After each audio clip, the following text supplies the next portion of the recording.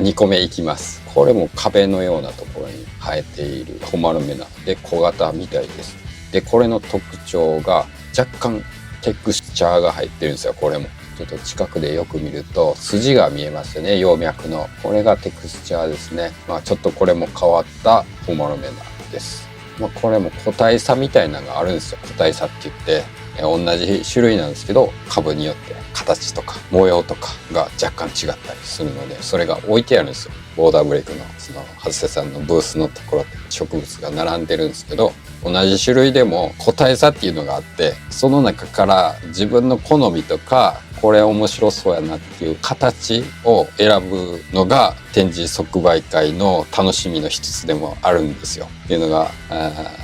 自然から採取してきたものなので、同じ種類であっても全然違う育ち方をする場合があるんですよ。それがまた一つ楽しみですね。ボーダーブレイクでハンターさんから直接植物を買う楽しみっていうのがここにあります。はい、自然採取なのでこういうのがたくさん置いてあるんですよ。同じ種類が。その中から自分が好きなやつとか、これもしかしてすげえ化けるんじゃねっていうのを探すんです。もっと細い葉っぱをしてるやつとか、先がもっと尖っている個体とか、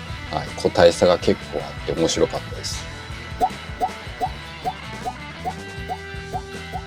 僕がこれを選んだ理由、丸葉なんですけど、ここがポコって膨らんでますよね。この葉柄の付け根、葉っぱと葉柄の接続部分のここがポコッと膨らんでるの分かりますかね。なんて表現したらいいかな。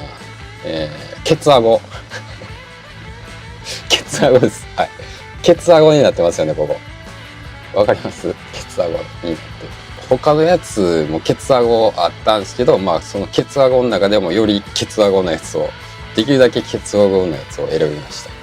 なので大きくなるのが楽しみです。もしかしたらこのケツアゴがなくなっちゃう場合もあるし、もっと強く出る場合もあるし、それは育ててみないとわからないっていう楽しみがあります。それがこの2番目のホマロメナのリアウスマトラの、長谷さんはこれをビテク、ビって微妙の B ですね。微妙の B に、テクスチャー、ビテクっていうふうにおっしゃってましたね。ビテクっていう名前は実際にはついてない、タグには書いてないんですけど、ビテクとおっしゃってました。こういうのを見てると皆さん面白くないですか？ホマロメナってこんなね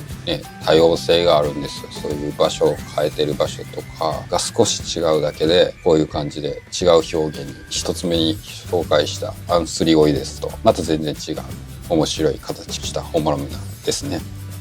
ホマロメナ SP リアウスマトラっていうのはめちゃめちゃあるんですよ。めちゃめちゃあるんですけど、その州の名前なので、その州の中のどこで取れたかはわからないっていう。だから州ってめちゃめちゃでかいじゃないですか。だからその中でどこかで取ったやつなんで、同じ名前のホマロメナやからって同じ場所で取れたとは限らなくて、めちゃめちゃ離れてる場合あるんで、この名前自体に同じところで取られたから同じ環境で育つっていう意味はないです。